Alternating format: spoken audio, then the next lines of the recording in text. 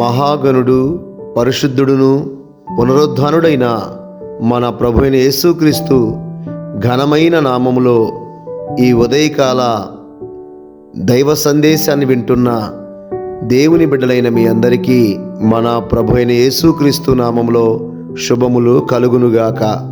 ఇంతవరకు ఎన్నో మేలులతో మనం నింపబడ్డాము. సమాధానం లేని స్థితిలో ప్రార్థించినప్పుడు సమాధానాన్ని ఇచ్చిన దేవుడు మనతో ఉన్నాడు.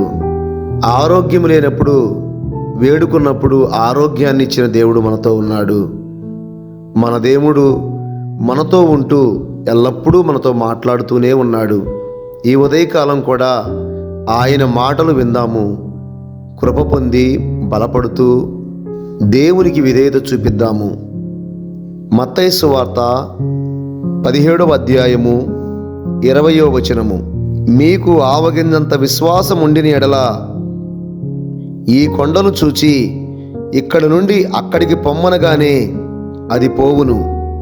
మీకు అసాధ్యమైనది ఏదియూ ఉండదని నిశ్చయముగా నీతో చెప్పుచున్నానని వారితో అనెను.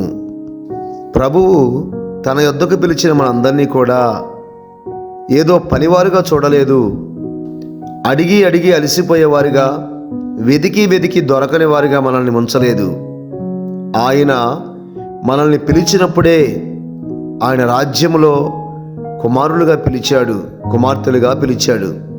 పరిశుద్ధులు, నీతిమంతులు, పేతురు, పౌలు, అనేక భక్తులు ఆయనను, ఆయన రాజ్యమును, ఆయన నీతిని చక్కగా వెతికి దినదినము బలం పొందారు.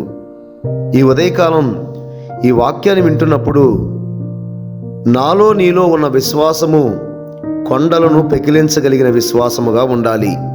మీకు నాకు అసాధ్యమైనది ఏది కూడా ఉండకూడదు అని మన ప్రభువు కోరుకుంటూ మత్తయి సువార్త 17వ అధ్యాయము 20వ వచనంలో స్పష్టముగా ఆనాడు శిష్యులతో మాట్లాడాడు. ఈనాడు ఈ వాక్యం ద్వారా మనతో కూడా వాగ్దానపూర్వకంగా మాట్లాడుతున్నాడు.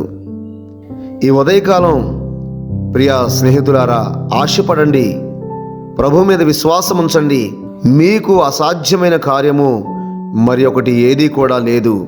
సమస్తమును సాధ్యపరచగలిగిన దేవుడు నాతో ఉన్నాడని విశ్వాసంతో అడుగు వేయండి. ప్రార్థనాపూర్వకంగా నీతిని, రాజ్యాన్ని వెతుకుతున్న వారిగా దేవుని కృప పొందుతూ అనేకులకు ఆశీర్వాదకరంగా మారదాము. ఆనాడు శిష్యులు ఒక చిన్న బాబు అనారోగ్యంతో వస్తే ప్రార్థించలేని వారిగా, ఆ బాబుని యొక్క అనారోగ్యాన్ని విడిపించలేని వారిగా ఉన్నప్పుడు వారి యొక్క విశ్వాసాన్ని అల్ప విశ్వాసమని ప్రభు పిలిచాడు. ఈ ఉదయకాలం నీవు నేను కూడా అల్ప విశ్వాసులుగా ఉన్నామేమో, చుట్టూ ఉన్న పరిస్థితులను చూసి భయపడుతున్నామేమో. ఒక్కసారి ప్రభు వైపు చూడండి. ప్రభు మన కొరకు చేసిన కార్యాన్ని చూడండి. ప్రభు మనకిచ్చిన అధికారాన్ని చూడండి. ప్రభు మనల్ని నడిపిస్తున్న మార్గము రాజమార్గం. ప్రభు మనకిచ్చిన అధికారము పరలోక సంబంధమైనది. అది సమస్తమును సృష్టించగలదు, లేని వాటిని ఉన్నవాటిగా చేయగలదు, మృతులను సజీవులుగా మార్చగలదు. అలాంటి గొప్ప దేవుని పాదముల యొద్ద చేర్చబడిన మనమందరము కూడా కొండలను పెకిలించగలిగిన విశ్వాసమును సంపాదిద్దాము.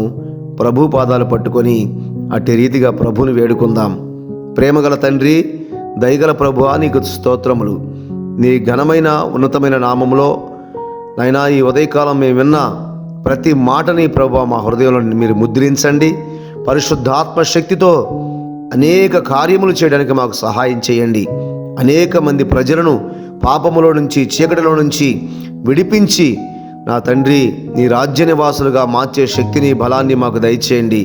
ఈ ఉదయకాలం ఎవరైనా అల్ప విశ్వాసంతో ఉన్నారేమో, ఎవరైనా ఈ కార్యం జరుగుతుందో లేదో అని సందేహంతో ఉన్నారేమో, వారందరి సందేహాలు మీరు తీర్చండి.